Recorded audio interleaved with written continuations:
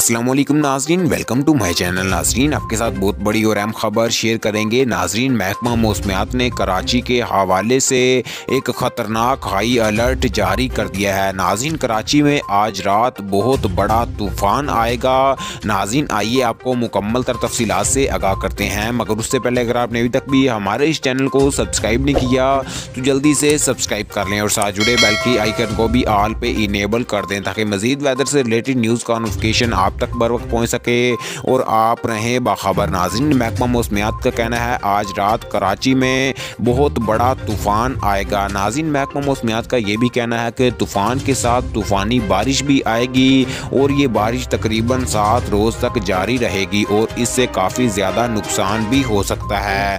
नाज़रीन, जैसा कि आप जानते हैं, जब से मौसम सरमा का आगाज़ हुआ है पाकिस्तान के किसी भी शहर में कोई बारिश नहीं देखने को मिली, लेकिन नाज़रीन साल 2021 के आखिर में बहुत बड़ा तूफ़ान और बड़ी तूफ़ानी बारिशें आएंगी।